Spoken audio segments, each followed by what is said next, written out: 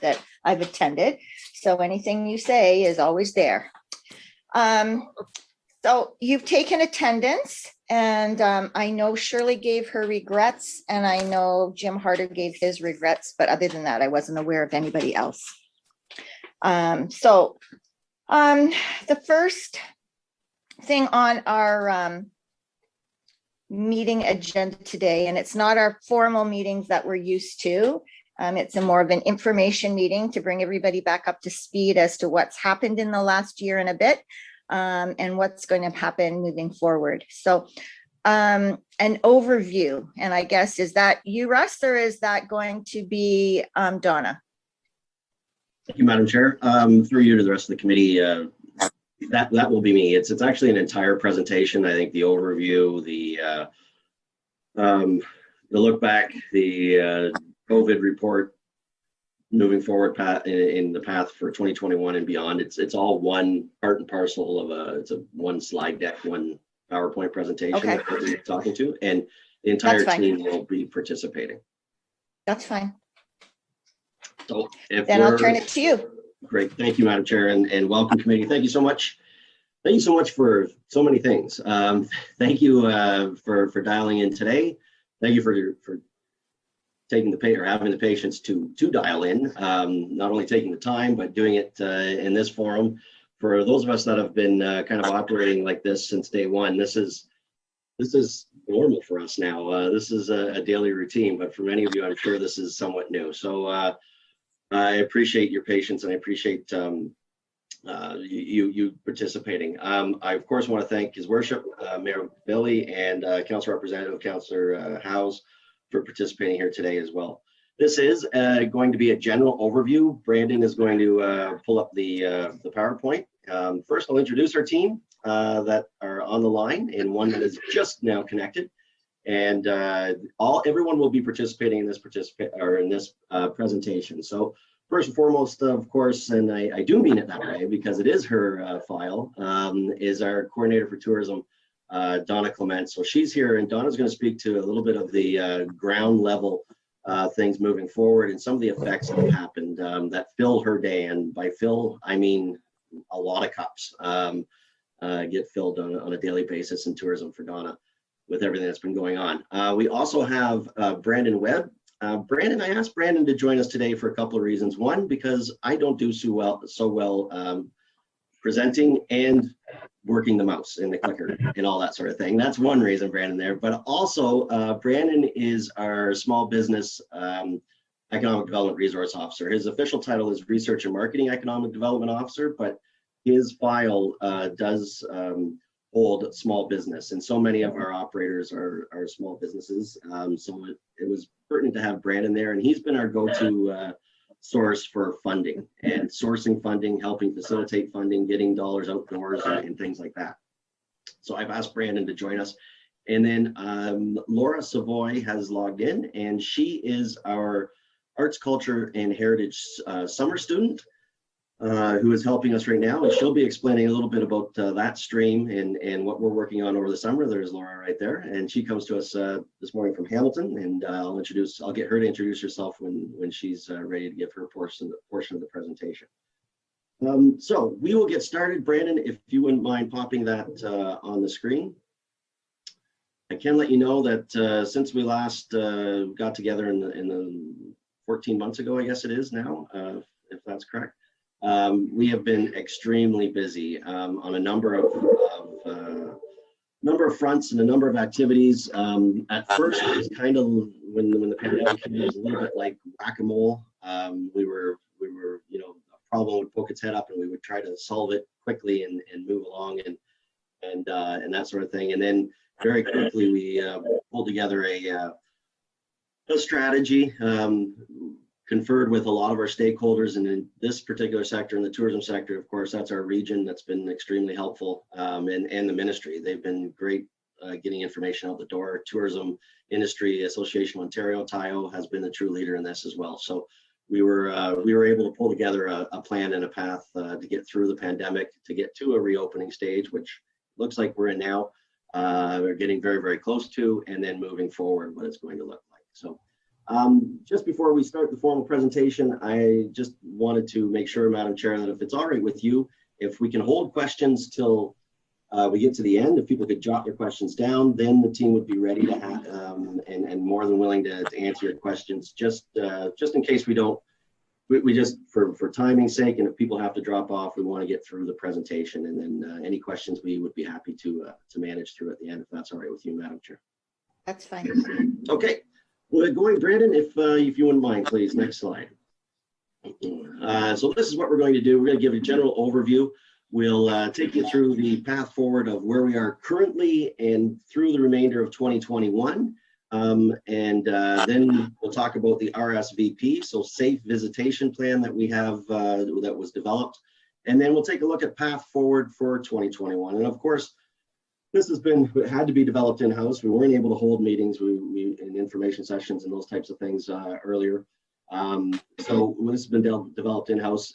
And at the end, if there's suggestions, if there's questions and that sort of thing, we certainly are nimble enough, and we've got the skill set within our staff to be able to make some quick pivots and turns and incorporate some things here if it seems to make sense, and it is the will of the council. Okay, moving forward. So starting a general overview, there's a nice shot. You remember those days before when we would actually be able to stand side by side?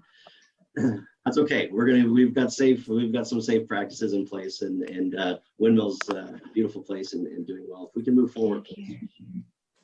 Okay, so I'm going to set a ground level for everyone. Kind of what it looked like pre-March 17th, March 11th, March 8th, when things started the news started to hit that we were headed for something. Prior to that, and this data comes to us from, Brandon, correct me if I'm wrong, but it comes from Destination Canada as well as the Tourism Industry Association Ontario. I think it was Q1 or early Q2 this year report. So the report indicated that tourism represented $36 billion of our provincial GDP, that's a lot of money. That's a big chunk. That's why tourism is so important to not only our nation and province, but for sure the county of Brant. 400,000 people were employed in Ontario, and 200,000 businesses in Ontario. So it's a big sector, very large sector. Prior to COVID-19 hitting, about 65% of businesses saw year-over-year increases in revenue, which is that's an impressive number as well. So things were firing on all cylinders in the tourism industry for the most part. A full 25% of new jobs in the economy of Ontario were created in the tourism industry. Full 25%. There's not a lot of sectors that can say that. Tourism was one of them. In terms of total employment, so this is when you factor in contract work and seasonal and that sort of thing, it represented almost 9% of Canada's employment. In Ontario, we represented 5.5 or 6% of jobs in the province. Again, heavy numbers. Then COVID hit. And this is the reality as of, I believe, again, it was Q1, I think this report came out in 2021. Business revenues down almost 70%. A full third of businesses have lost 90% of their revenues. On average, businesses have lost 19 staff members. In the county of Brant, we've been able to get some measurements, and 78% of sporting events that generated revenue didn't happen. Almost 80% of meetings and conventions didn't happen, and a full 100% of special events and motor coach group tour operations didn't happen in 2020. And for the most part, through 2021, that's still the case for the most part. So that's the lay of the land of just pre-COVID and then through COVID, what's happened. Moving forward, Brandon. Sorry if you hear my printer. My daughter's printing. She's homeschooling, so she's printing something here. And when that happens, it does scare me. So we're going to go through the effects on visitor streams. So everyone, just to bring you back into the tourism realm again. So tourism is a subsector in what we have, what is called the creative and cultural industry. For the county of Brant, which is one of our four main sectors of economic development in the county of Brant. So creative and cultural industry would include filming, for example, and it might include music production and things like that. But tourism is a subsector like those in CCI, creative and cultural industry. Inside the tourism subsector, there's streams. So, and we divide these out so that we can measure them and that we can work with the providers in each one of these streams, and we can incorporate programs and that sort of thing. We're going to go through the 6 streams that we have and let you know what the effects of COVID have been on those 6 streams individually. On group tours, there were no motor coach buses in the county of Brant in 2020. None. And you can contrast that to 2019 when there were 268 buses measured and almost 11,000 people, and that brought in close to $1 million in economic impact in the county of Brant. 2020, none of that. It didn't fall off a little bit or a lot, it just fell off. And that hasn't picked up, and Donna's going to speak to each one of these a little bit more on where we are moving forward and their path to reopening. On the leisure side in 2020, we saw a net increase of leisure activities from the measurements that we keep on trails and access points and things like that, with more people paddling and using trails and hiking. And it did result in some concerns over concerning it's become known as over-tourism. So it did create some concerns, and there has been some consequences of that. And there's a strategy or an action put in place by our community services, community emergency services, through and adopted by council that's been put in place as well to help mitigate some of the effects on that and see how that rolls forward for 2020 to keep things safe, 2021 to keep things safe. Meetings and conventions. There were a couple of early meetings, 7 early meetings and conventions that happened in January, February, and I think the first week of March, Donna. And that's why that's not 100%, but a full 80% of meetings and conventions didn't happen. That resulted in a loss of economic impact of about $26,000 or 92%. On the special event front, this is a huge one. This is massive.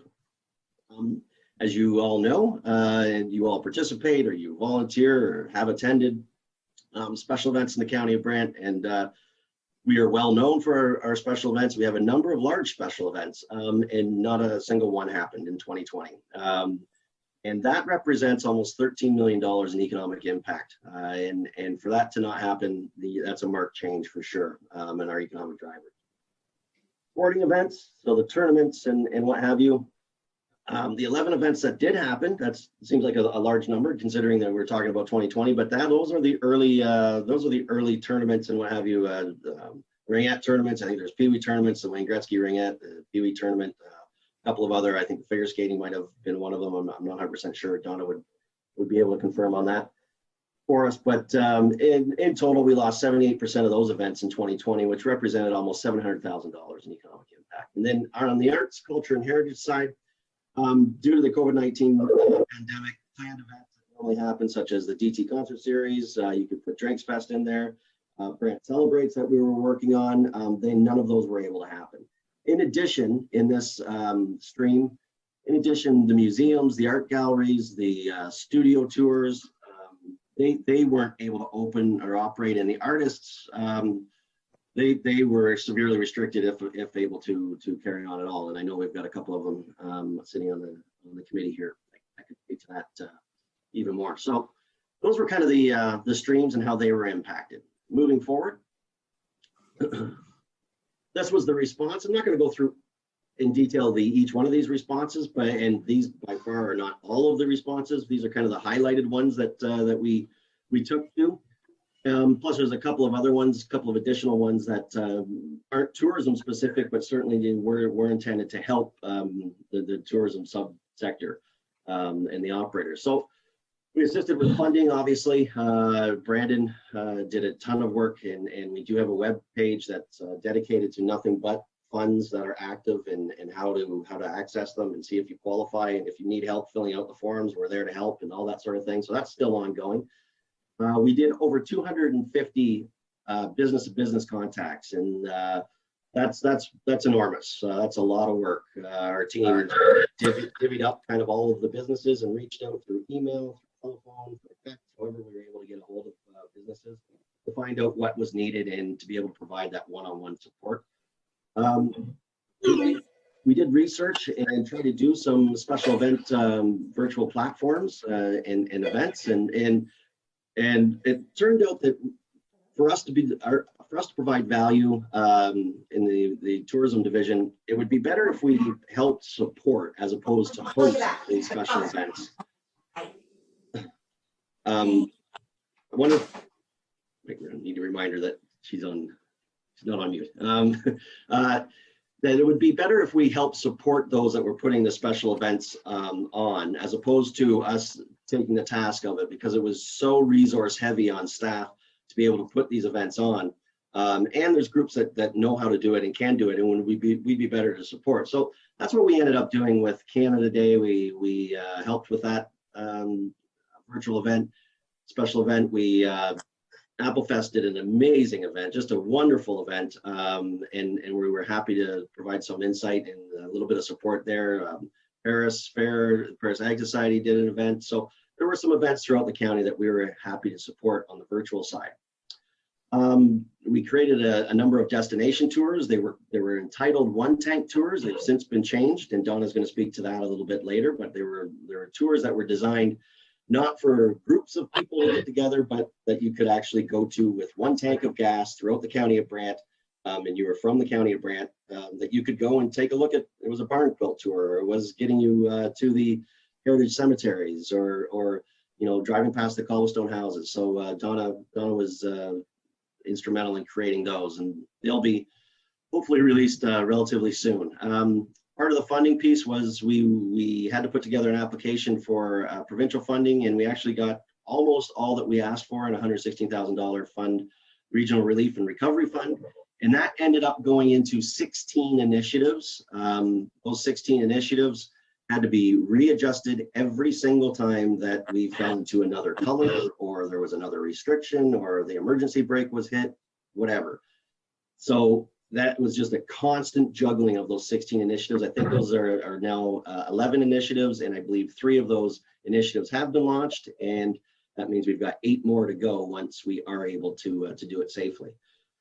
I'm going to talk on the next slide about our brand adjustments. We conducted 4 business surveys. This was hugely important for us behind the scenes. We are a data-driven team. We like to get the data and create our programs and initiatives based on that data and input. And so we did 4 business surveys. There's the last business survey, Brandon. I believe it is still out there. Correct me if I'm wrong on any of this, but it is still out there. And if you wouldn't mind putting that in the chat at some point, and if you're a business operator and you haven't completed the survey, it would be great if you could get it completed for us. And that is what helped fuel some of and provided some guidance into where we would put some of the resources over the year and into 2021. And then an asset increase for our photos and video content is a big thing that we had to do.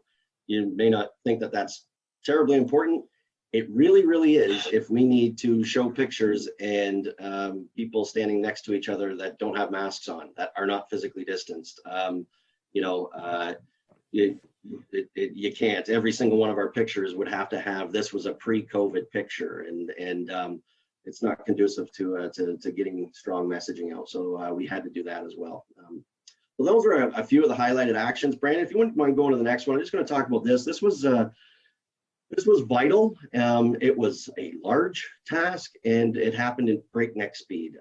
So we operate kind of for all of our messaging and all of our branding and communication, public-facing communication. We operate under what's known as sub-brands or taglines, and just to get the message out, to get it reinforced, to get it easily recognized in the ocean of messages that we're all deluged with every day. That's why we have these. Well, prior to COVID, we had just launched on the economic development side, Brant Works. With the gear and, the title Brant and Brant Works, it was inclusive. It gave a good, it was a a play on words. Where Brant works, it's the place where you can get things done and where people are working. It's a great place for ideas and that sort of thing.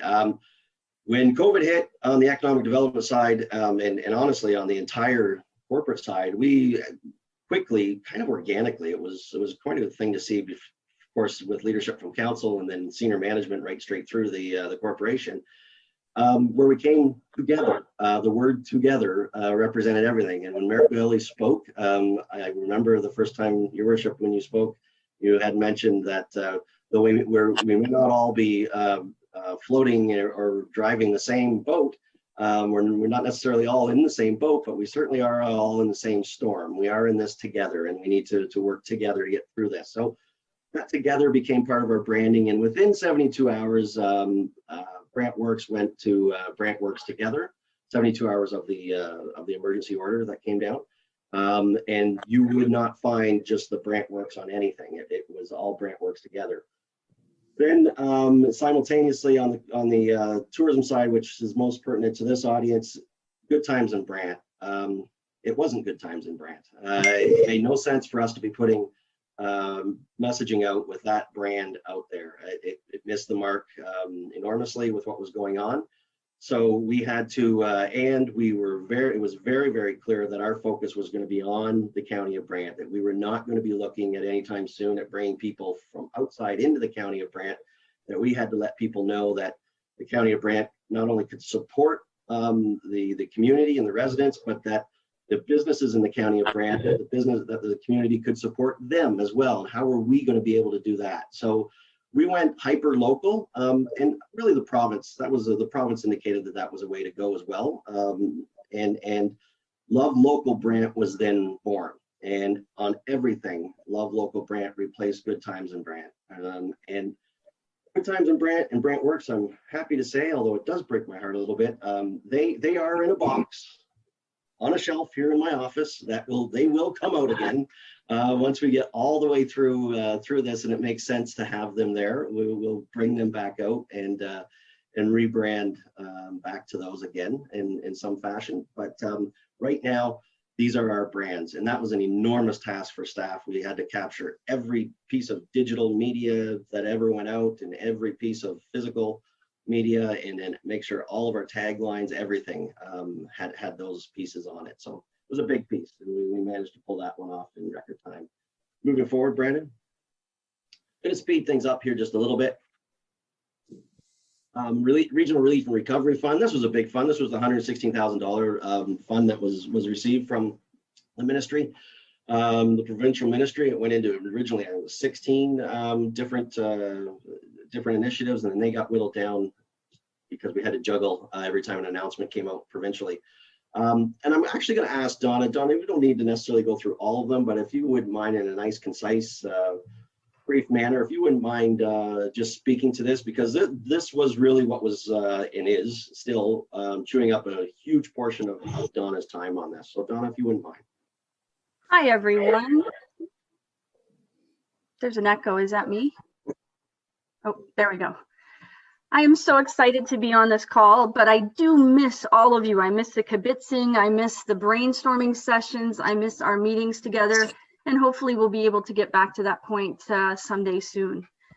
Yes, the regional relief funding was a lot of work and still is a lot of work. We worked with consultants, local consultants, to pull off some of the items because they were so large, but we're pretty excited. We have 5 new guides that will be coming out, and before the pandemic started, we were working and probably half or 3/4 of the way through a brand new visitor guide for the County of Brant, and one that we were doing on our own and not in conjunction with Six Nations and the City of Brantford. So that was pretty exciting.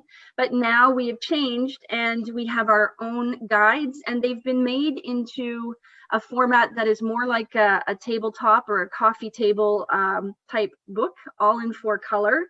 The first one was launched and sent out last fall, and it was the restaurant guide with over 80 participants. There was no cost for anyone to participate in the guide. And basically we wanted to ensure that we were highlighting things like their takeout and delivery, as well as when possible the in-restaurant experience. So that was pretty exciting. We launched it first online and then sent it out to over 14,000 households in the county of Brant, promoting locally. After that, or in conjunction with that, we were working on a sensational shopping guide for the county of Brant. And again, with the use of icons, we really wanted to push things like online shopping and that type of thing. We have over 118 participants in that guide, and it was launched online a couple of weeks ago, primarily to get partners' input or any edits or additions or changes before going to print. It is now gone to print and will be sent out in the mail just prior to phase 1 opening of being able to go back into stores. And we have completed a destination guide, and that's where Russ was talking about the one tank tours. This encompasses some of the elements of our visitor guide.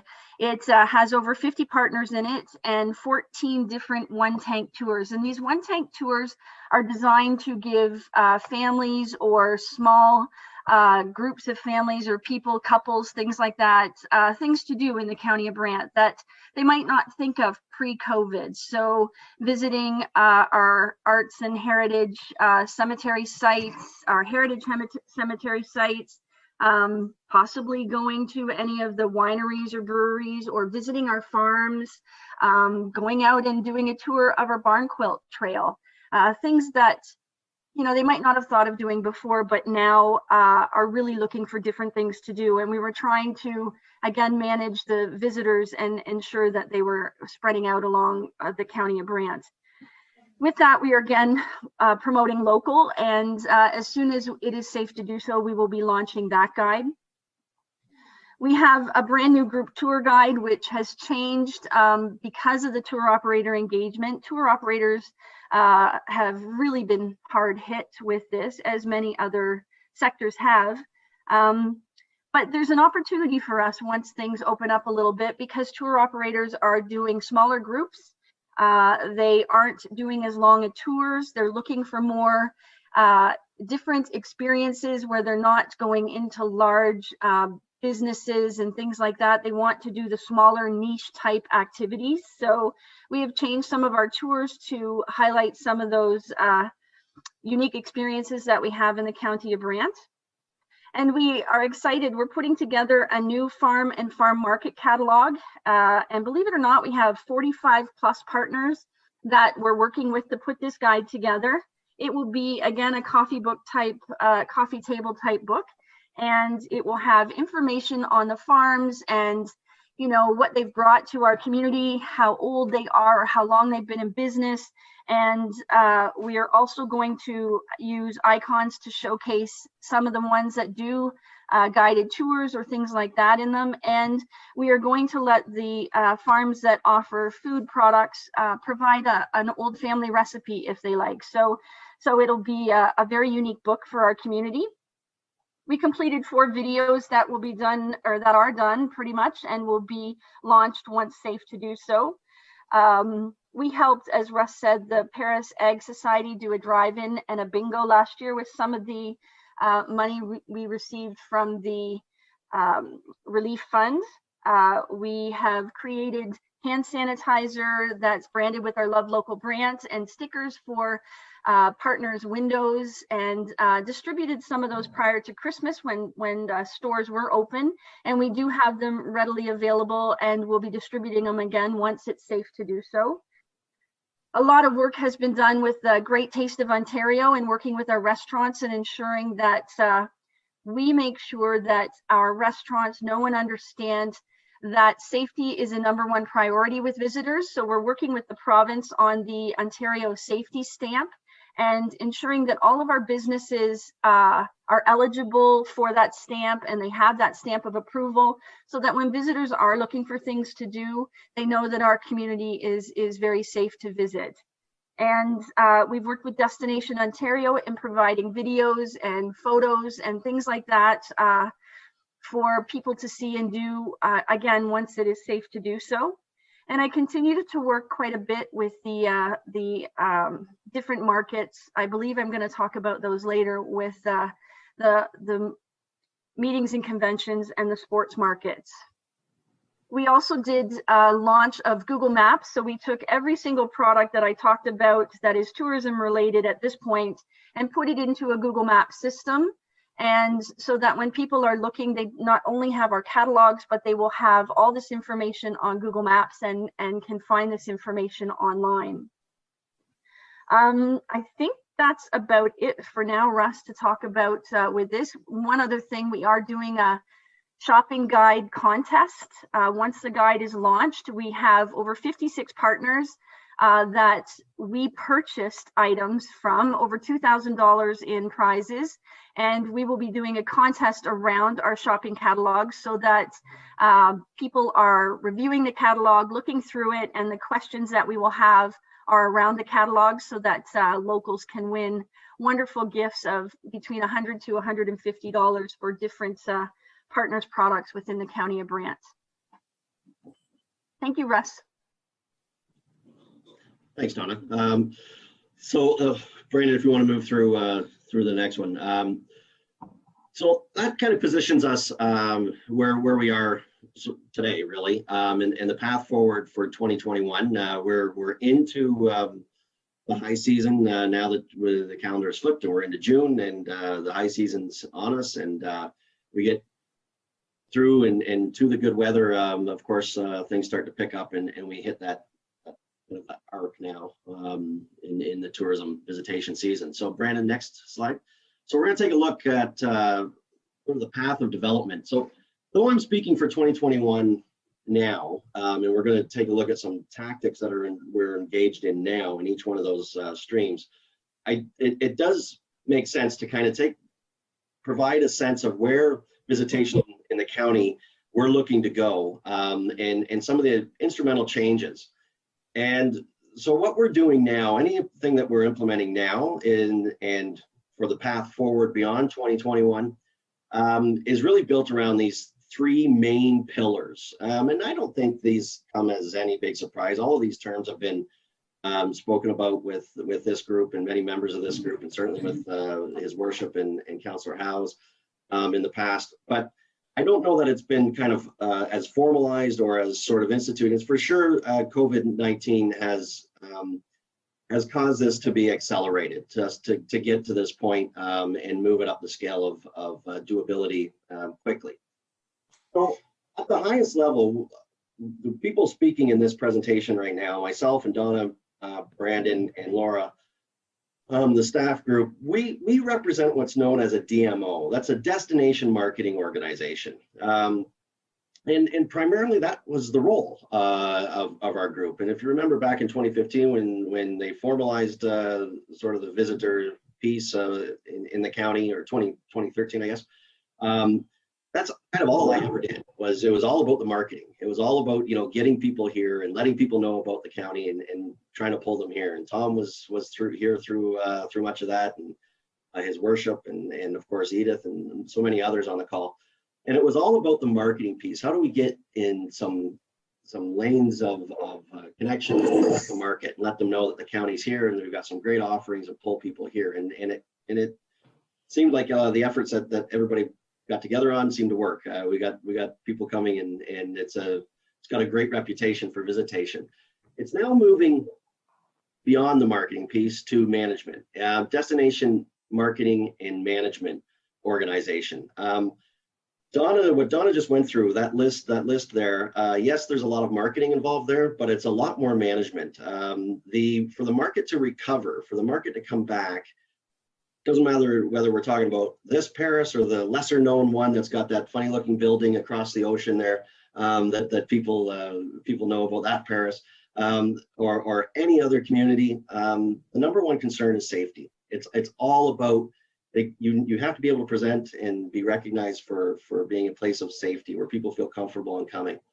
And that's going to require management. That's going to require making sure that we've got some structure in place. So then these three pillars kind of define where we're going with things. So the first one is responsible, being a responsible and safe place to visit. people will not come, and you don't want to you don't want to represent an irresponsible and unsafe place. So it makes sense that this be the number one pillar. And when we take a look, I just want to dive a little bit on this, and I kind of talk about this pretty much on almost every presentation that comes to tourism lately. That word responsible for me is very much a verb, and I turn it around. It's the ability to respond. If we're going to be responsible, then we have to put mechanisms in place to have the ability to respond.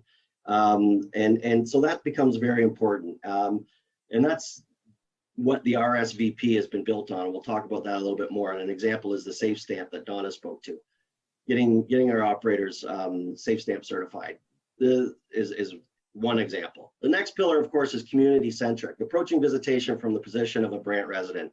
And this is an example. This isn't, you know, cast in stone or anything like that, but this is an example of things that we've seen when you go in industry webinars and chat groups and things like that. These are some of the things that have come up, and such things as scorecards. What's important for a visitor is also important for a resident. A visitor likes to go to a nice, clean, well-maintained destination. You're all visitors as well as hosts. You like to find a place to park. You like to you know, be treated with polite and friendly people, and that's exactly what visitors want as well, and that's exactly what residents are looking for. They want friendly visitors. They want orderly parking. They want, you know, the visitors to be responsible and pick up after themselves and things like that. So there's very much a synergy and a mirroring of what a resident wants and a visitor wants, and we need to do a better job, and we are tasked with that, and we will and are working on ways to make sure that we represent that a little bit better. But that is the second piece there, the community-centric piece, moving forward through the eyes of a resident and providing the destination support. And the third piece is high yield. So accepting the demand and the value of development through curation. So having, you know, people participate in small curated group tours, as opposed to bringing, you know, 50 buses of 50 people in, opening the door and say, here you go, we'll meet you back at 3 o'clock. And they go every which way type of thing. We want to get to the point, and we want to help organizations become more in demand because of the value brought through curation and through, you know, visitation that's done orderly and done in a way that people really do enjoy. And it's the entire, you know, whether it was a cruise ship or you know, that's how the industry works. You get into an experience, and they take care of and plan the meal portion, the accommodation portion, the activity portion, and all that sort of thing. And the closer that you can get to that, the more safe and controlled environment it can be. So that's kind of the three premise on that, in the areas that we're moving, we're trying to build into a lot of what we do. Brandon, next. So the path forward in each subsector. So this is 2021 type of things that we're instituting kind of right now. And I'm going to ask Donna, if you wouldn't mind talking about group tour, and we'll keep it brief. I think we're 40 minutes in already, so we'll try and keep it a little bit brief here and move forward. If you wouldn't mind talking about group tour, leisure, and meetings, conventions, then catch your breath. I'll do the special events. You come back into sporting events, and then I'll introduce Laura. So Donna, if you wouldn't mind. Thank you, Russ. So group tour, again, talking a little bit about the smaller groups. As I said earlier, tour operators have gone through a major change in how they're going to be looking at new tours. So we're hoping to capitalize on tours staying close to home, visiting more local type products, not as many overnights when we first come back into starting to do things, especially for Ontario operators. I've been on a number of webinars with the group tour market and tour operators in Ontario. Right now, they're doing presentations virtually about different products that they have within their communities, and every presentation so far has really pushed how safe they are and what they're doing to show that they are a safe destination. So that's where we'll be moving forward with the group tour market. Leisure, again, We want to ensure that things are safe, so our guides are really pushing those types of things. The tours that we're doing with the one tank tours are really pushing the safety aspect. We are working with the province on the Ontario safety stamp, and the visitor ambassador and I, the summer student and I, will be in contact with partners to try and get them to apply for the Ontario safety stamp. There's different things that they have to say that they offer in their business to ensure that they can receive this sticker or this logo, and that will mean a lot to visitors coming into the community. And meetings and conventions, we are moving forward with some conventions. We did lose the Ontario Small Urban Municipalities Conference, which was set to happen last May. We didn't lose it per se. They have postponed the date. It has been postponed again for this year, but they still are very excited about coming to the County of Brant and plan on coming for a full visit and conference in 2022. So we will be working on that one. We'll be working on smaller conferences. We have the opportunity to host the agricultural conference in 2022. I'm working with Zach and Russ on that. So we're pretty excited about that type of thing. And again, we're working with our hotels and our accommodations and our meeting facilities to ensure that they are doing everything they can to provide safety first for visitors when they first start coming out post-pandemic. Thank you, Donna. It should be reiterated, and I'll probably do this every second or third slide. None of this will happen until we can do it, until it's allowed and it's safe to do, and in conjunction with the provincial mandates and the Brant County Health Unit and our EOC and what have you. So, we're prepared, or we are preparing for the reopening, but it's totally subject to provincial orders and the Brant County Health Unit allowances and those types of things. So just keep that in mind.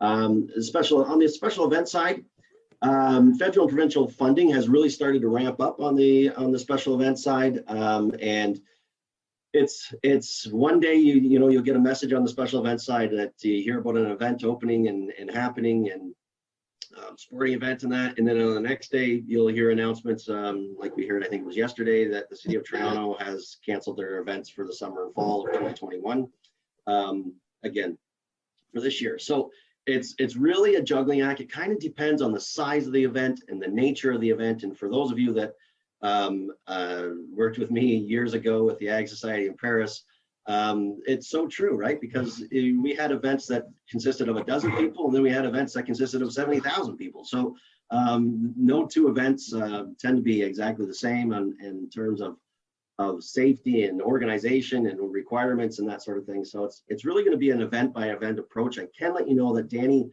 Toda, formerly Danny McComb, Danny Toda, our special event coordinator, is working and is in contact with Festival Events Ontario and all of the industry organizations, putting together best practices based on an event. And we are talking to a number of Brant events, whether it's Drinks Fest or Apple Fest or one of the fairs or the air show, whatever. We are talking to a number of events and going through each event and addressing each event kind of individually. It has to be done that way right now, but we're using the best practices of the industry. On sporting events, Donna, if you would briefly on that, where we are with sporting events. I know 55 plus is a big one and might be on the minds of a lot of people. So, Sure.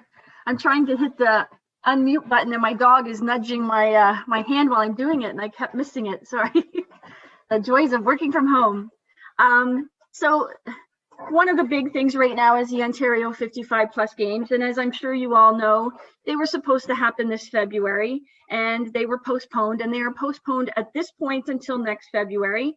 It has been very difficult to work on something like the 55 plus games. It is a higher risk age category, and we can move forward with trying to put these games together, because it does take over a year to bring everything together, but we can't get contracts signed because things keep changing. We can't get approval on final funding from the ministry because we've had to increase the funding that we require.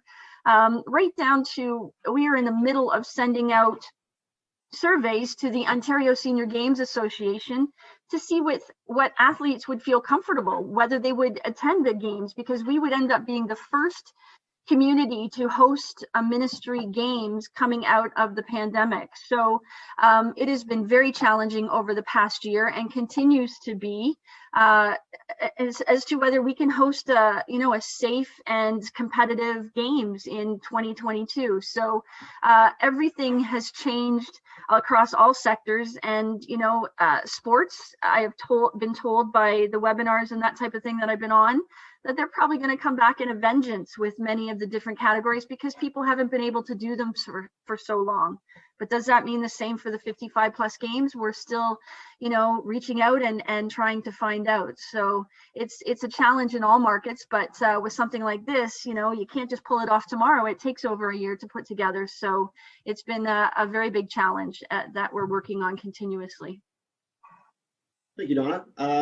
Arts, culture, and heritage, that brings us to this stream. And this is the one that I'll be perfectly honest, that we're kind of least prepared for. Our infrastructure around arts, culture, and heritage in the county, it's a dynamic situation. We are extremely blessed with the number of artists and the caliber of artists, and amateur artists, but for sure professional artists. We've got a lot of professional artists in the county of Brant. And cultural institutions, and the heritage is so unique, and in today's stories, news stories, the top 5 news stories, there's probably a heritage component that touches the county of Brant that happens. So we are extremely gifted in arts, culture, and heritage, sort of natural assets, but the infrastructure and the support mechanism we're deficient in, and I'll put my hand up and let admit that we are very much working towards that. I will let you know, I'll go through this, and at the end, I'm sure we'll have some questions and some suggestions for sure. And I want to start this one by saying, for those that are in this community, the arts, culture, and heritage community, or wider creative community, that have reached out to me, some of them are on this call, some might be watching the call, some might look at this a little bit later. Thank you very much. I appreciate your reaching out to me and sharing your expertise. I love art, and I love heritage. I'm not a historian, and I'm not an artist per se. So I need that help that you've been providing. So very much appreciate it. On this sector, we are working with the federal and provincial governments on funding applications. We've done a number of them, but they're just again starting to ramp up. I think Laura put out a couple of emails yesterday, or we're about to put out a couple of emails today, I think maybe.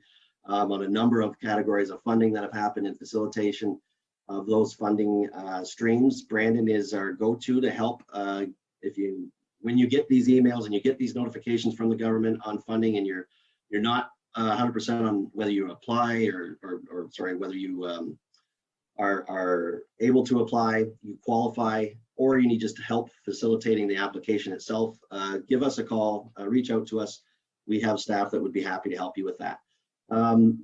What we're doing right now is we're doing an asset and inventory mapping exercise, kind of whacking the weeds to find out exactly what we have in the columns of art, culture, and heritage, and making sure that we have contacts on that. And Laura's going to speak to that in a little bit.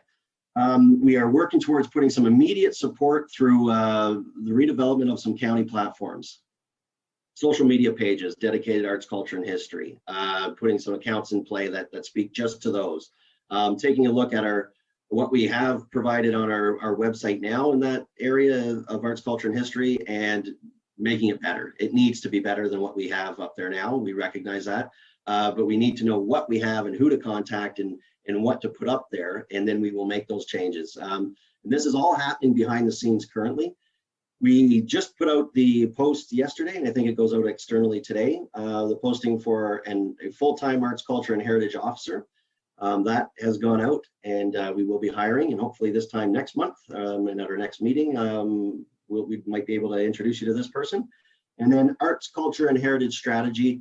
The RFP is just being completed, and we want to execute and deliver that and get it implemented upon council's approval, in council's direction, as soon as we can move on that as well. But we want to get that full-time officer in place to get that going. With that, the next slide is it's a slide that Laura created, and Laura's going to take you through what she's working on right now. Laura Savoy is our Arts, Culture, and Heritage summer student, and quite often we're ever since I've been around, every single summer student has been wonderful to work with. They've enjoyed their experience. Proof in the pudding. Brandon Webb is a student, is a past student. Two summers he spent with us as a student.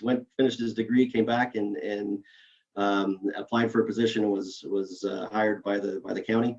We've been very blessed with summer students. That being said, a lot of times we will get summer students who are taking, will apply for these positions of visitor ambassador or the heritage piece, and their area of study might be kinesiology or philosophy or something like that. When Laura came on and I saw what she had in her application, it behooves me to just let you know and rest assured that your summer student is quite qualified for the role that she's playing here today. Laura, if you wouldn't mind introducing yourself and going through the next slide, please. Hi, nice to meet everyone. Good morning. Thank you for having me speak today. That's a great introduction. Russell, a little blushed. I'd like to say it's nice to meet your acquaintance, Mayor Bailey. Even though we're online, it's great to be a part of this community. I would like to start by acknowledging that I'm meeting today from Hamilton, which is on the traditional territories of the Haudenosaunee and Anishinaabeg. This territory is covered by the Upper Canada Treaties and directly lies adjacent to the Haldimand Treaty Territory. And we recognize and deeply appreciate their historic connection to this place. This is a very similar territory to where Brant County finds itself. So I am Laura Savoy, and I'm currently in Hamilton. I have a degree in cultural anthropology and archaeology, and I'm completing my second degree in art history and Indigenous studies. And I'm your arts, culture, and heritage assistant for the summer of 2020. So I'm doing the behind the scenes efforts that Russell was speaking to there.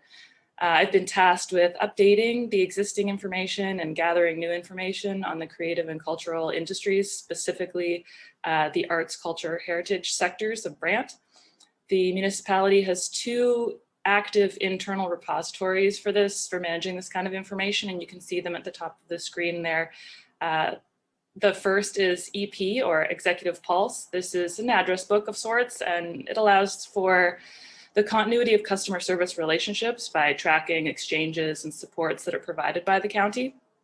This data set includes individual businesses and people. The second is Maps Brant, which is a GIS platform that allows for complex relationships to be tracked between assets. These include tangible and intangible assets like repeating events, infrastructure and services, and artist studios. It's a hybrid of an address book, a museum archive, and Google Earth, and we call that an asset inventory. So my role will be to consolidate and organize the community-centric aspects of this inventory, which include creative and cultural industries, in order to make them more accessible for the development of the arts, culture, and heritage strategy that will inform the master plan. So I've sorted 4 high-level categories. You can see them on, I'm going to get it wrong, is it the bottom left there you can see? They include arts and culture, heritage, tourism, and sports and recreation. You can see some examples of those listed below. These encompass things like the visitor streams Russell was discussing earlier, and they document everything from the municipal heritage register to public art, parks, trails, cemeteries, events, and places of worship. All these contribute to informing future policy and facilitating economic development. This assignment will bring into focus the multifaceted and interrelated relationships that the arts, culture, and heritage sector exists in, and how this contributes to the economic development and sustainable growth of Brant. My goal is to provide Brant with a refreshed data set, which informs this municipal policy development and facilitates decision-making that will integrate the creative community and foster that sustainable growth so that the arts, culture, and heritage community can be more enriched and more engaged. Yeah, so thank you very much for letting me speak today, and I'll hand it back to Russell. There we go. Thank you. So again, just to give you kind of a breakdown of this particular slide and what's being worked on in the arts, culture, and heritage aspect. So the green piece, the Executive Pulse and the MAPS Brant, that's where we house the information for arts, culture, and heritage and the contact information. And that's vital for us getting messages out. Currently, right now, it's extremely vital to be able to reach people when funding applications become available. And the blue section are kind of the categories where the assets would sort of live in. So arts and culture, the public art that we might have, the galleries and museums, artist studios, places of worship, that type of thing. On the heritage side, this is of course, the heritage registry and heritage inventory that we're working on, the cemeteries, archaeology, the archives, of course, museums would fall in there as well. And then there's the tourism aspect and the sports and recreation, which kind of speak to themselves. So those are kind of the areas that we're putting the assets under. On the right-hand side, the master plan and the officer piece, they're kind of using all of those mechanisms to provide some greater support and engagement in the creative community. So that's kind of where we're working towards on this piece. All right, Brandon, if you want to move forward. Current examples of available funding programs. Brandon, if you can just touch on these. This is important, and I know this is somewhat of a lengthy presentation. I do appreciate that. That being said, there's so much that's been going on. I've been asked on each one of these fronts to speak about these, so and to provide an update. So if your worship, if you'd like to, maybe, I don't know if you want to provide a break or if you just want me to continue on, I'm happy to do it whichever way you like. And you're on mute.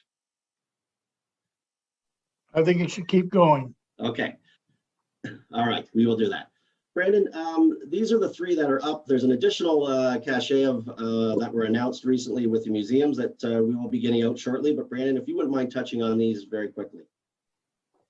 Sure, thank you, Russ.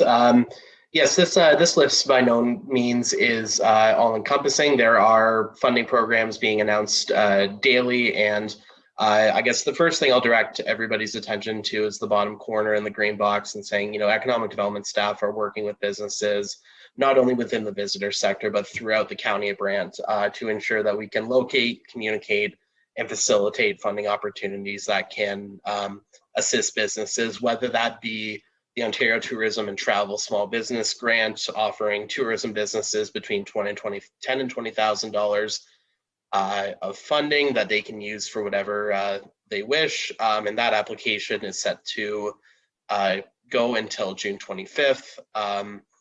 And as well, the other examples of funding are the Tourism Economic Development and Recovery Fund, as well as the Canadian Experience Fund that's operated at the federal level. So there are funding programs out there that we want to give to as many businesses as possible.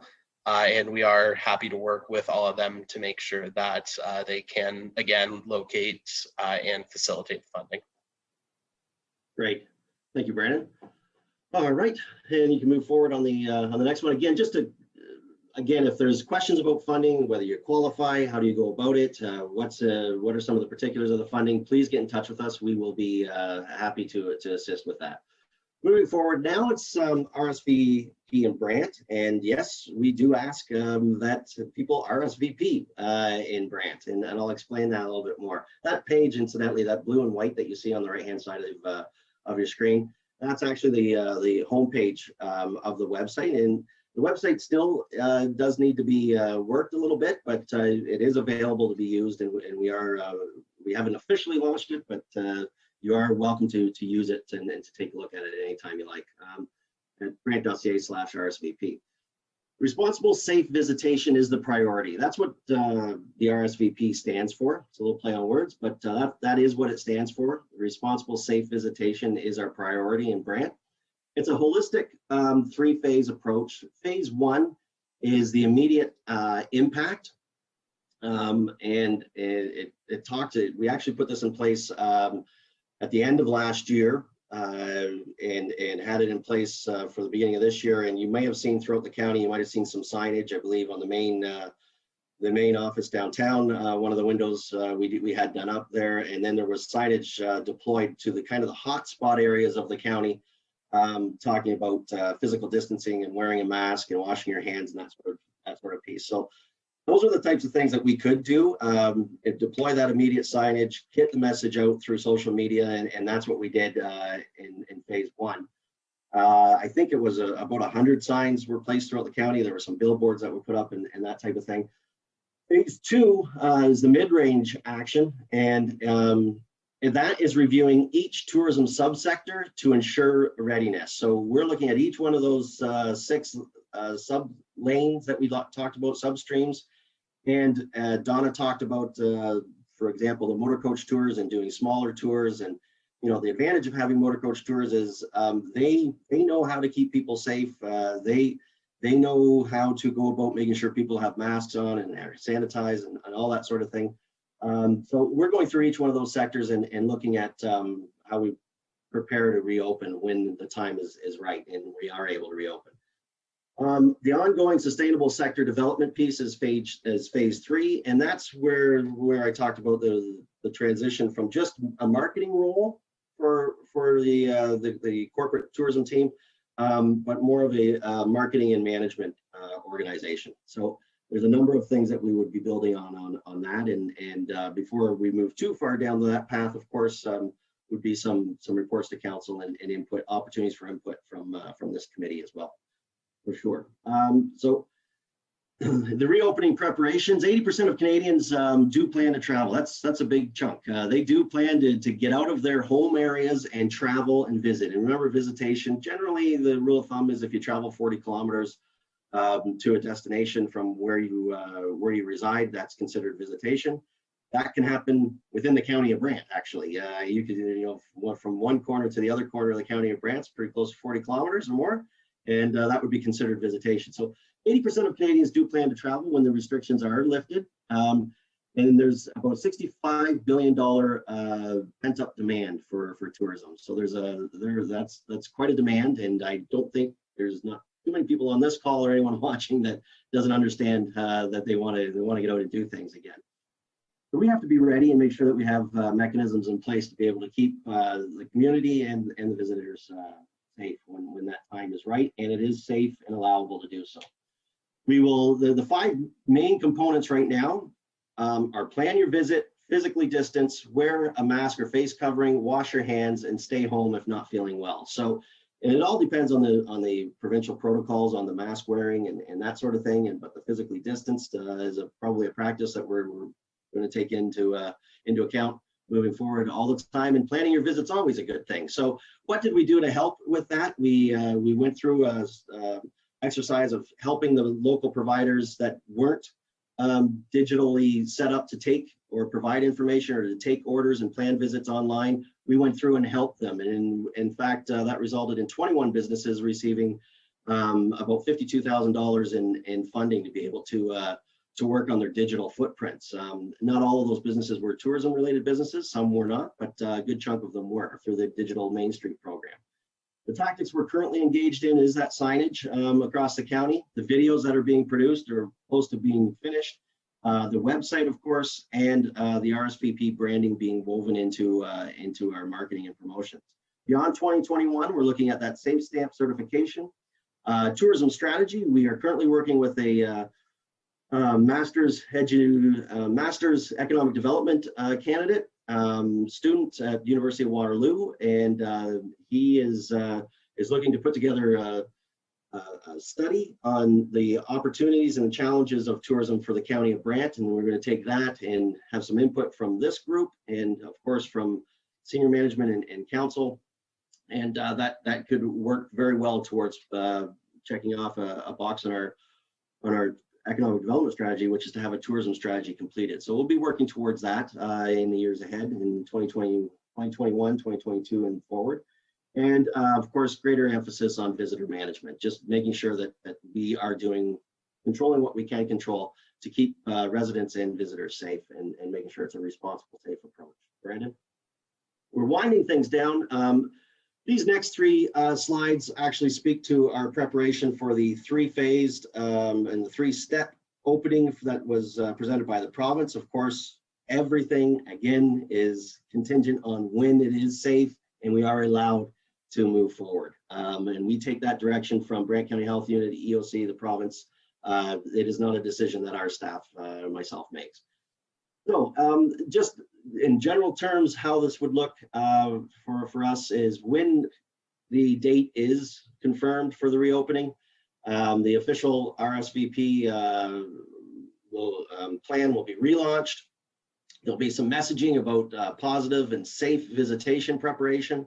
That might be less to the visitor side. It might be through our economic development channels to the businesses a little bit more on that to make sure that they're prepared and they can take advantage of some of the things that we have in place.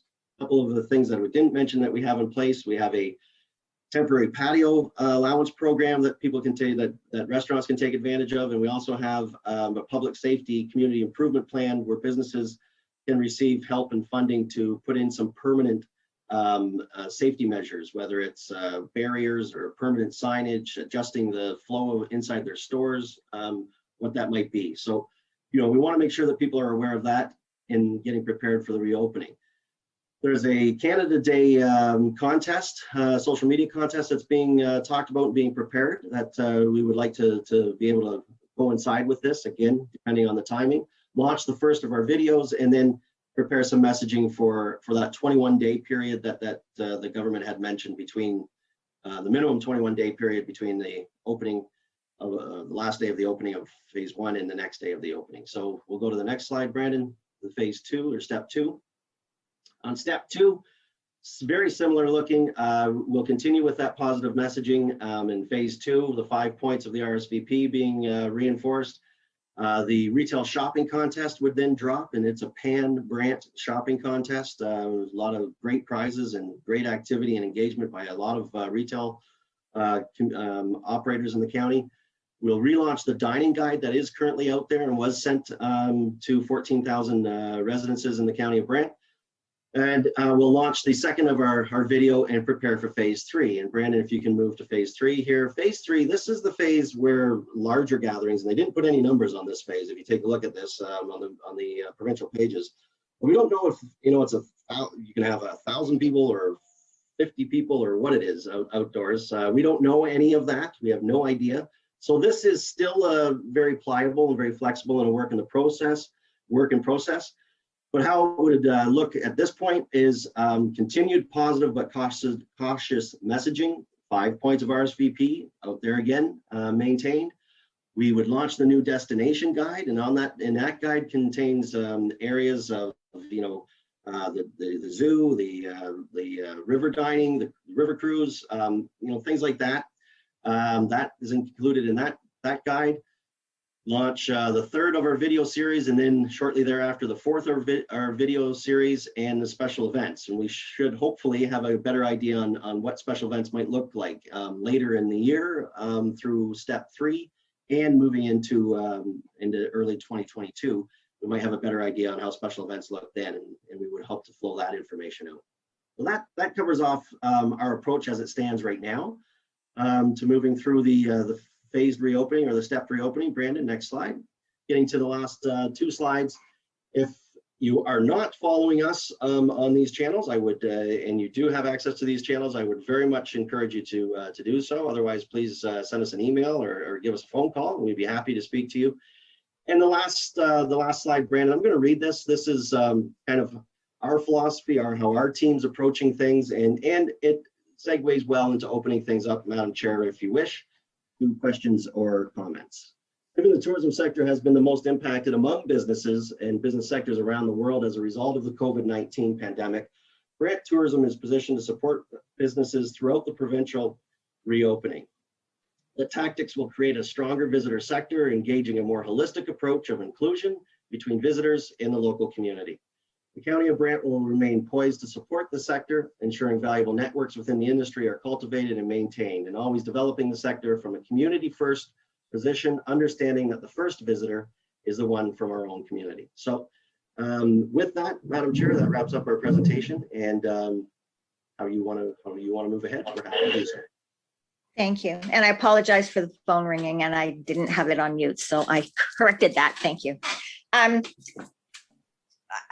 First of all, I would like to thank the whole tourism committee for all their hard work in making this presentation and all the work that went into it. And I know it's hours and hours and hours of that. And it's very difficult when you are not physically meeting across the table from each other. So first of all, I want to thank you for putting all that effort into it. And from my perspective, it looks very well organized. You're trying to cover all the bases.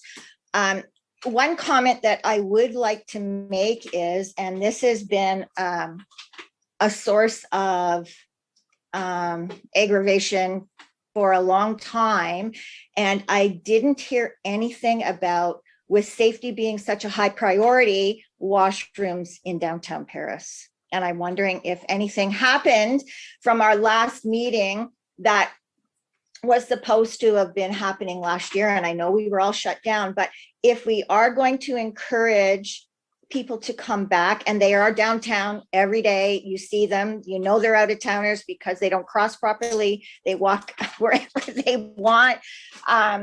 It's very noticeable to people that have been here a long time, but there was no mention of washrooms in your safety presentation, and I feel that's a big, big concern. That's my own personal comment, okay? But I think you've done a fabulous job with what you've got to work with. And I will open it up to a response from county if they know a response, or I would open it up to others for making comments. Mayor Bailey, you're muted. Yeah, first of all, thank you everyone for coming on to the meeting today. It's an important start to a pretty important part of the county. And we do have 2 washrooms going to be being built anytime now. When you come down to the back of the parking lot, main entrance to the council chamber, there's a piece of the council chamber that indents a little bit before it straightens out and becomes part of the walkway, Lisa's walkway. There's going to be a men's and a woman's washroom put in there right away for this year. We're going to wait and paint the outside of the council chambers after the washrooms are put in. So it's all been scheduled. It's all on a go. I was hoping to get a water fountain in the center of the 2 men's and women's washrooms, but there wasn't enough room. But we have been able to put a shelter on so that if you're waiting to use the washrooms, there will be a cover if it's raining or snowing. So it's in the works. It's done. I've taken care of it, Edith. You can sleep at night again. Thank you. It's not just for me. I can get home in time, but there are a lot of people that have got a long drive. So it's for those people with little kids and people that don't have the same control. So there you go. Thank you for that. You're welcome. Councillor House. Thanks, Madam Chair. A couple questions and a comment. Thank goodness for all the work your entire team have done, Russ. And this has been obviously a very challenging time, and the unspoken brand word for or theme word for this time seems to be pivot. And some people have done a good job of pivoting. Some have had more challenges, but your team have done a great job of both pivoting themselves and helping others pivot. So that's important. I was going to ask about patios on the street downtown, but you answered that. I wanted to comment that you mentioned the filming strategy early on. This is an area where I had a higher than usual amount of negative comments from our community. And there were, when the press release went out about the recent filming, and there were a bunch of people that we're like, why are we inviting more people into our town, or why are we, this is not an essential business, and fair comments. But I responded to most of them that, number one, we don't determine what's an essential business that can be open. That's provincial. And as far as protecting the people in our community, I've seen the steps that the film industry takes to protect everyone, including their own workers. So I tried to reassure people that those protocols were quite strict. But my point in bringing it up is as we continue to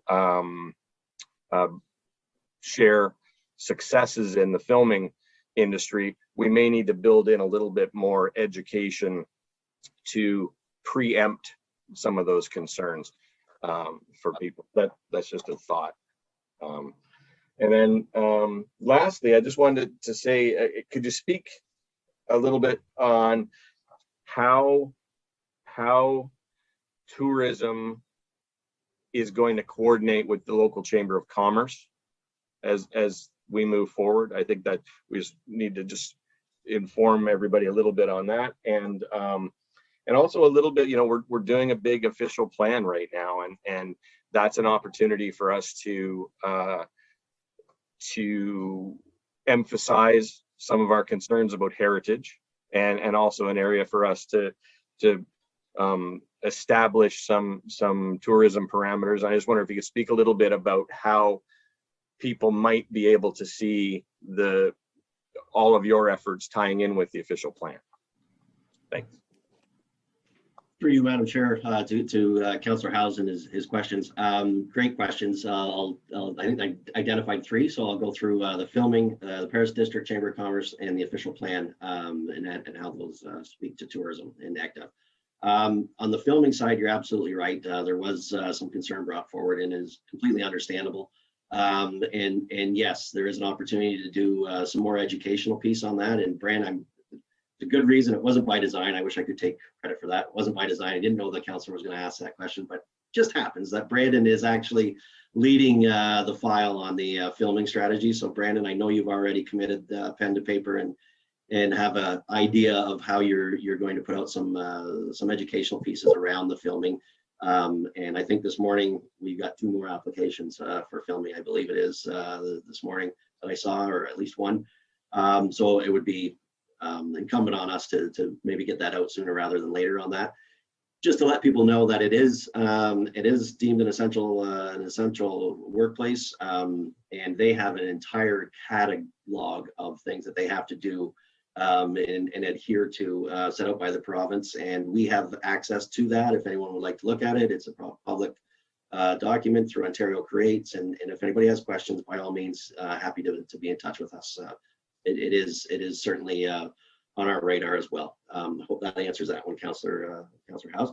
Patio District Chamber of Commerce, I can let you know, Patio District Chamber of Commerce, we've had so many wonderful interactions over this pandemic period with industry organizations and groups and stakeholder organizations that we've dealt with. And I must also let you know that on 55+ front and on the museum build a grant, Galleries and Museums Association, the city has been working with us extremely well, and we're very happy with the way that those types of things have worked. And the Paris District Chamber of Commerce has really stepped up, and we've been, I would say, there's been an initiative with them, at least one a month with them, that we've been somehow involved with. And Susan Morton and her team over there, and Michael and Pamela and everyone are doing an amazing job. And specific for tourism, RSVP, we ran it past them. We did talk to them a little bit about the concept of RSVP when we were coming up with it. We did talk to them about temporary patios and the public safety CIP and helping restaurants and businesses do and conduct business and commerce in a more safe way. And they certainly came to the table with some great ideas and some input, and offered to use their information platforms to get the information out. So we've been really working quite closely with them. Specific to the tourism piece, I think, to be perfectly fair, they were kind of waiting to see the approach that we would take. And and what role they could play in. And they've got a lot of tasks on their end as well in preparing for the reopening and how supporting businesses meeting their mandate. So we didn't want to inundate them with all of kind of our asks. So I think now when we get through this meeting and we get closer now to the reopening, I think the reopening and the role that the Person District Chamber of Commerce is going to play or could play that we would ask for support in is just communication of information, just closing those links, those communication links. As anyone who's worked on any project or initiative task before, if it's going to fail, if it fails, it's 98% chance that it's failing because of breakdown in communication somewhere. And so as long as we can keep those communication lanes, and they're a superb link to our local businesses for sure. So I hope that answers your question on that piece. And I should again appreciate everything that they've been doing with us and for us. And on the OP, our development services group has been working hard on the OP, and our role on that on the ACTEV side, they have really allowed us to be a sounding board and to read the sections of the official plan. That's what the OP means. I shouldn't talk in an acronym, sorry. What the official plan and land designation use and employment land needs assessment and all of those types of things that are happening right now on the development services side with the experts and the task and the staff that they have in their division. They've allowed us and invited us, not allowed us, they've invited us and encouraged us to be a part and look at what the consultants are putting out and what they're suggesting, and does it meet the needs of our strategy, and how does our strategy get affected by that? And it very much is a puzzle piece of the strategies, the downtown master plan, downtown Paris master plan, and the official plan, and the economic development strategy and action plan, and this and that strategy that are all active and engaged in. The county is extremely busy in all of the strategy activities that are going on. They do speak to each other and they do work with each other. And goes right down to a point with the washroom that that Mayor Bailey had spoken to, as part of the downtown master plan, and part of our plan and tourism that speaks to that. So we are very aware of what's being asked for, and specifically on the heritage side, we're talking about on the heritage side and designation and registry side. We're very much a part of that. There are opportunities through groups like this, the committee here, to speak to that and to provide some input. The community input through the advisory committees. There's a heritage advisory committee as well that meets and having great conversations there. And so we're very much in link and very much in sync. And if they have questions about that and about the official plan and how it affects tourism, specific questions, I'm more than happy to field those questions. And if I can't provide an answer that is accurate and sufficient, I'm more than happy to go to our partners and our teammates over in development services to field that question as well.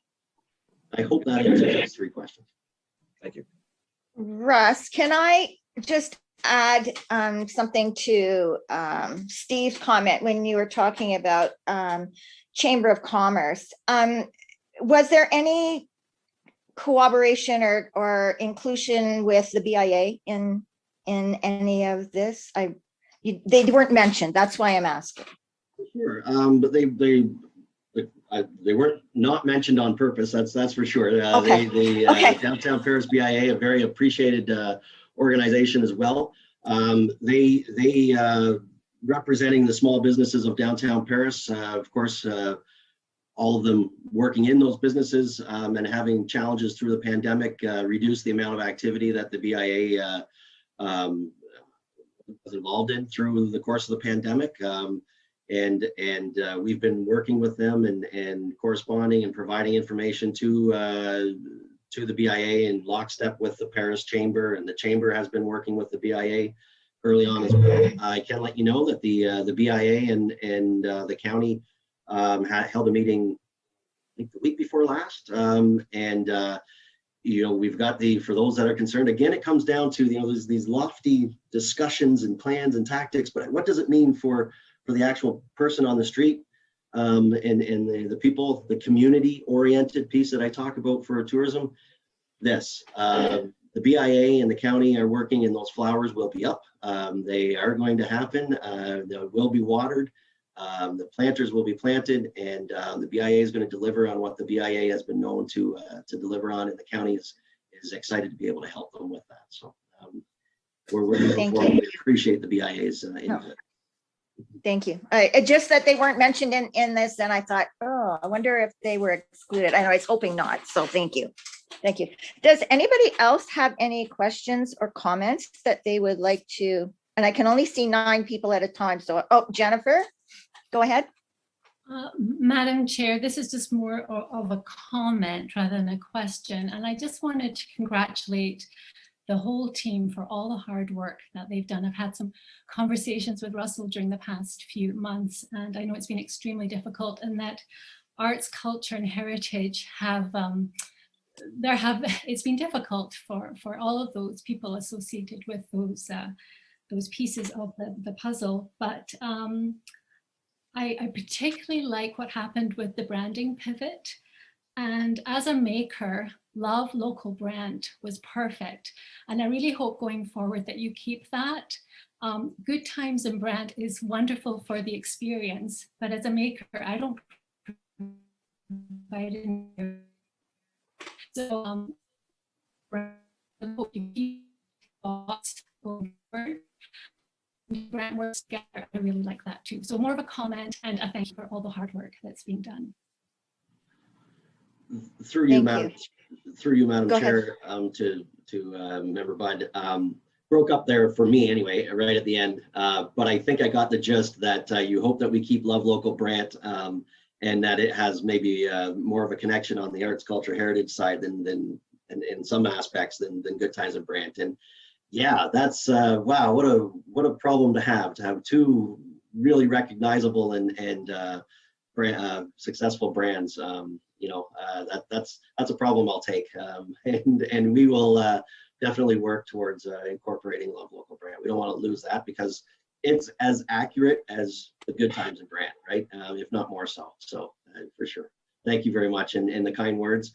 It's the team, and by team, it's the ones on the screen. It's all the ones that work with us, Zach and Heather and Dahlia and Danny and Lisa and all of the Melissa's group and corporate communications, and of course our leader Allison. It's all of them, but of course it's the community as well, especially when it comes to tourism. It's that one, right? It's that one that has a lot of passion, and you want to hold it up and be proud of it, and at the same time, when something goes wrong, it's the one that's closest to people's hearts, and it's the one that you've got to kind of keep an eye on and make sure it gets managed. So thank you very much for the kind words. Anybody else have any comments or questions? I'm scrolling here to make sure I'm not missing. Oh, Elaine, you can unmute. Hi, I would just echo other comments about the great work of everyone in the tourism side of things.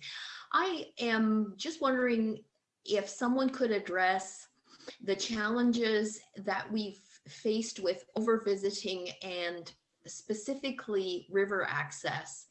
I know that there's been a specific plan laid out in the village of Glen Morris, but what's happening with the rest of the county with river access and overcrowding? Through you, Madam Chair, I can speak to it from the tourism perspective and the report that was put out and was adopted by council and moved forward. Perhaps Councillor Howes or his worship might speak to the specifics of their direction on that piece. For us, last year there was such an anomaly that happened, but it was also not an anomaly. It was building. It's something that's been the case and been there before. It's just as much like many things. COVID came in and kind of exasperated the matter a little bit. Sorry, I'm losing my screen here. There we go. So the in terms of over tourism generally and crowded tourism, and over-tourism is such a catch-all. What's considered over-tourism for some might not be for others. I would say responsible tourism or irresponsible tourism and visitation.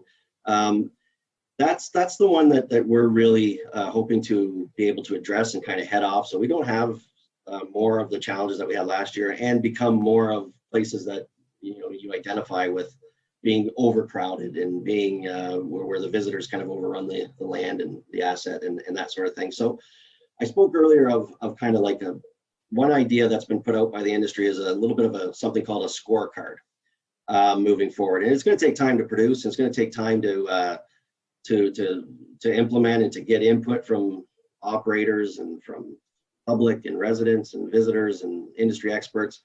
But it could be it boiled down, it's something like this, where to receive a certain amount of support, they would need to check off that they have a parking plan, that they have adequate receptacles for garbage, that they have an emergency access plan, that that they have PPE, if we're in a state of a pandemic or something like this, that they have the appropriate PPE and have proper signage. And you would go through and sort of make sure that they check that all of the operations and the assets might be able to check those off and would commit to making sure that it was kept as responsible as possible. That's one way that the industry is going on in terms of or looking to go, and might be an option.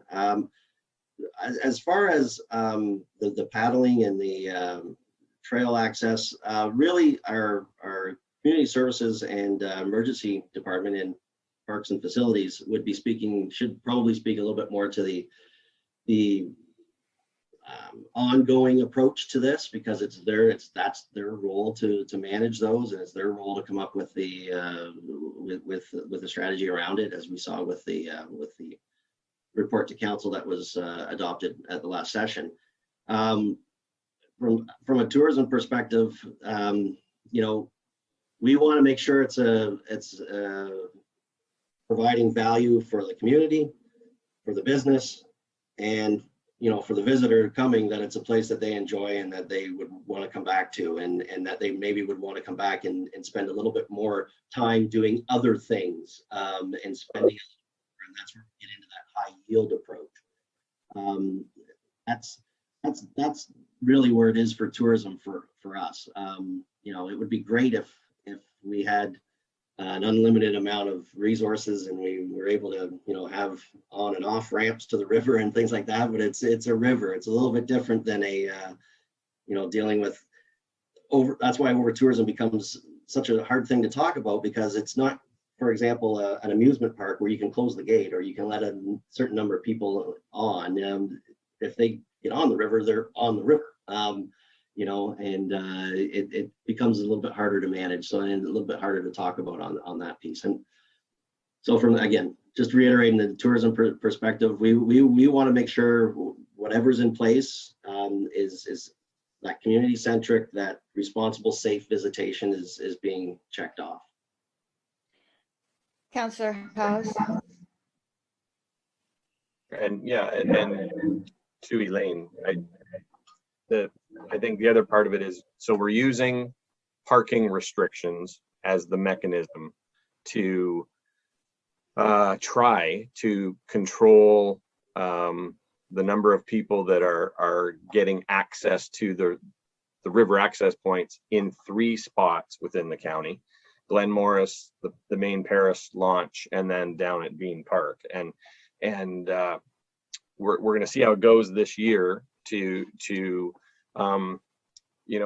if 25 people want to access the river, 25 families want to access the river in Paris, that's okay, but we want them to just drop the canoes off at the launch, but park over at Sillaps, right? And so we're taking steps to restrict where they could park along where people live on Willow Street, and so this is going to be a year of experimenting with some of these mechanisms. We're not telling people they can't come here. We're telling people that if you do come here, park where you're supposed to park. And that's the way to try and mitigate some of the impact that over tourism has been having on our neighborhoods. Mayor Bailey? And thank you, through Madam Chair. And the other piece that we're going to tell them is we're going to tell them to behave. We're going to tell them to respect the people that live near the launches.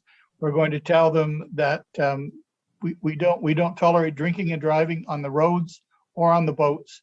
And if you're running a rubber dinghy shaped like a unicorn, it doesn't make any difference. You're not going to be drinking on the river, and you're going to be, you know, it's hard to act. It's hard to control anything you don't have complete control of.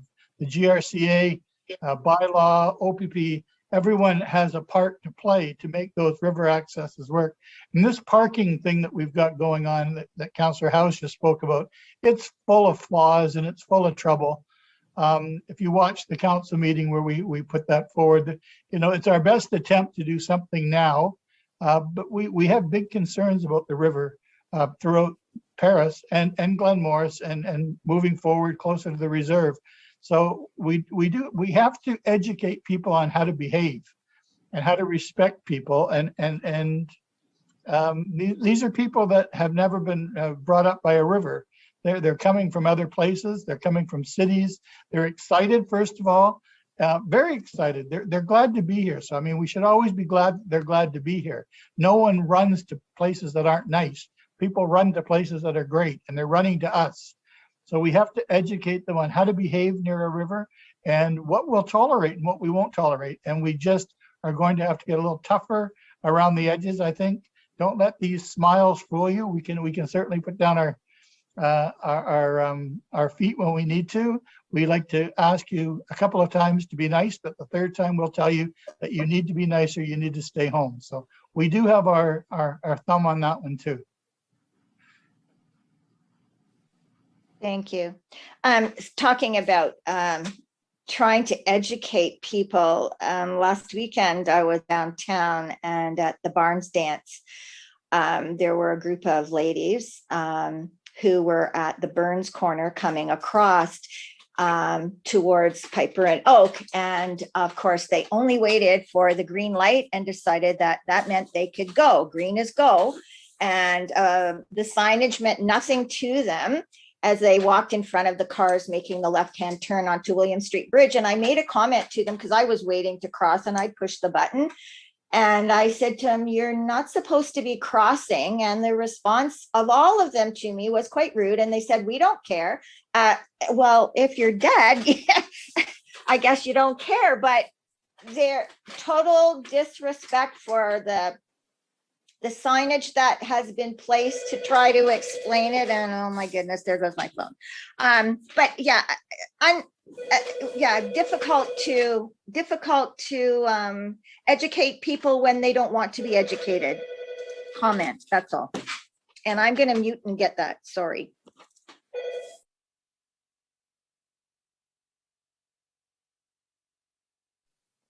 Well, I'll just step in again.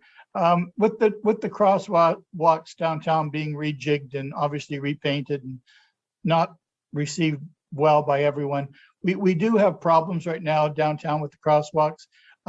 Not if you pay attention and not if you read the signage and not if you don't dart out and dare people to hit you.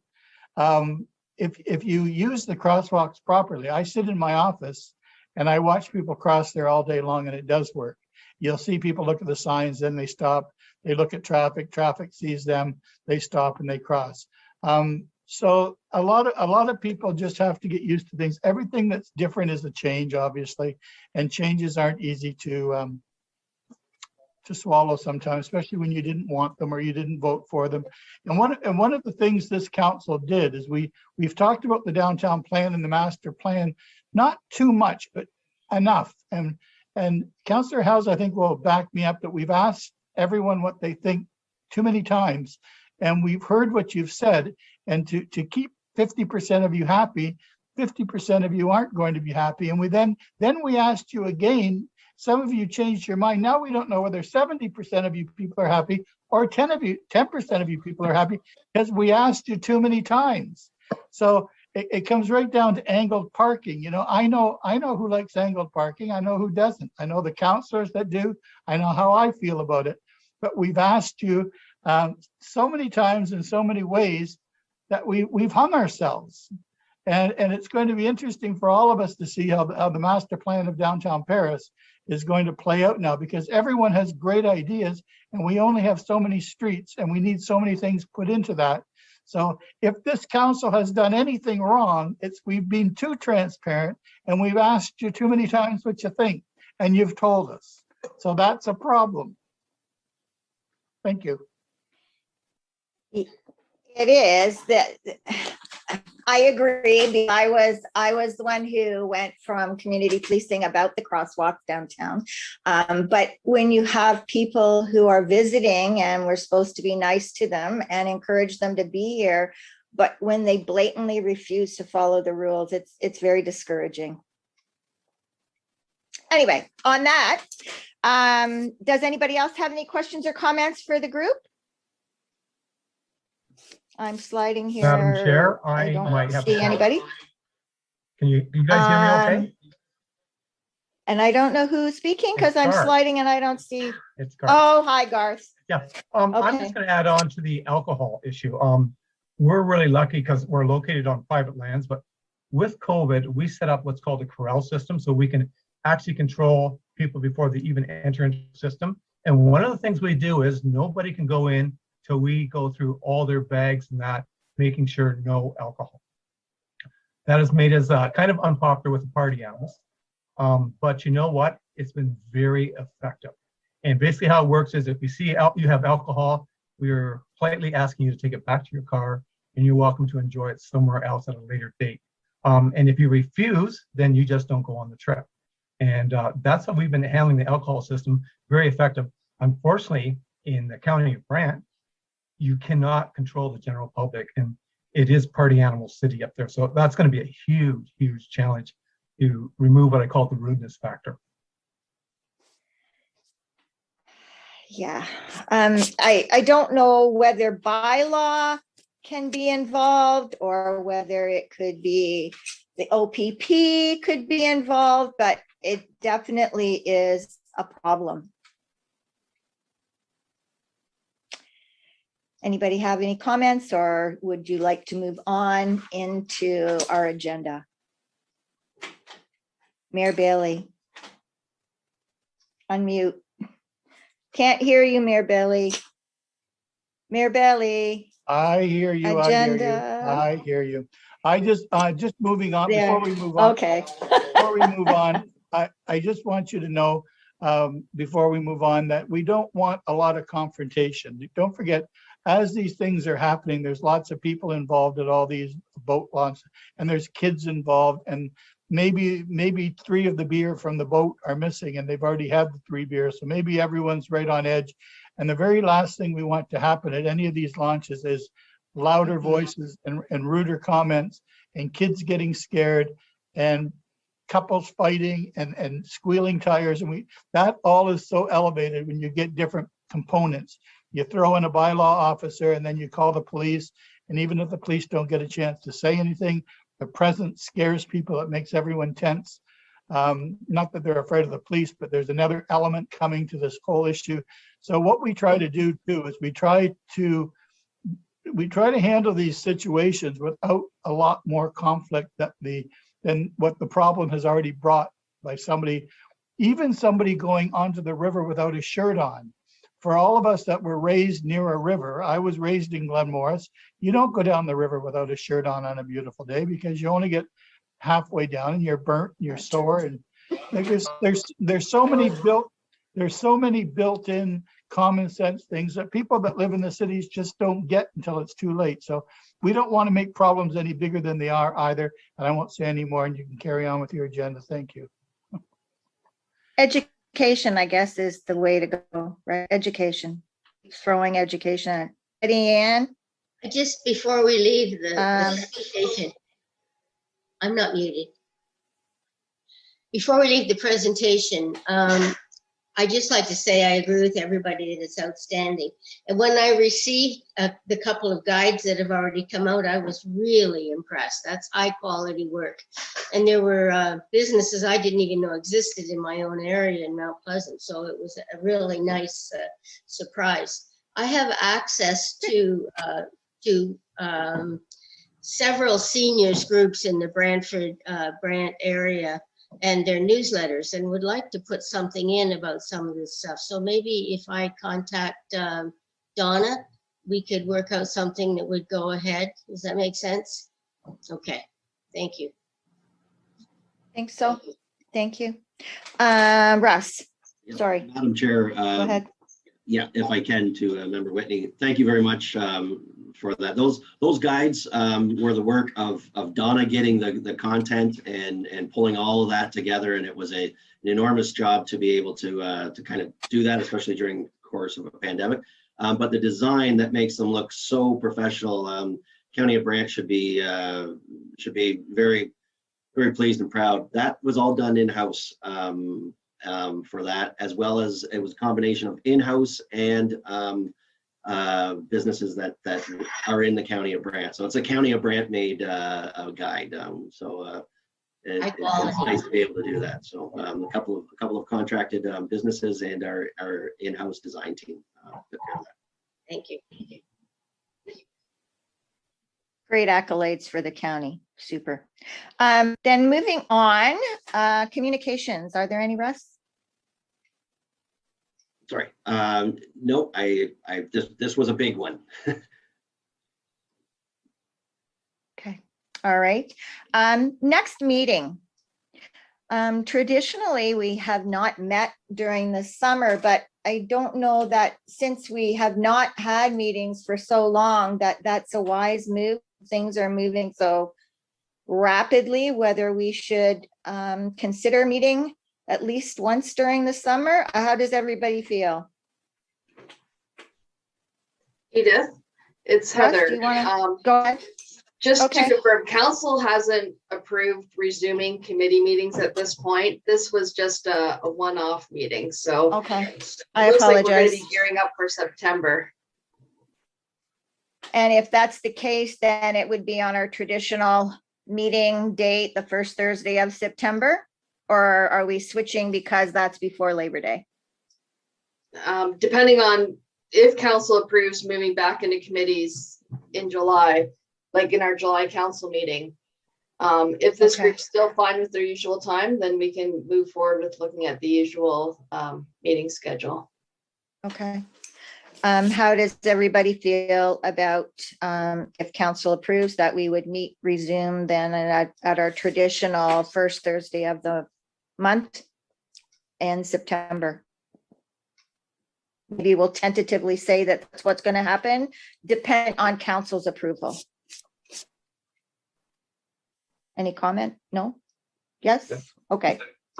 All right, then further to that, I don't see anything else on our agenda today. So I will call for an adjournment and thank everybody for attending and taking the time this morning, because it was a good meeting and muchly appreciated by everybody.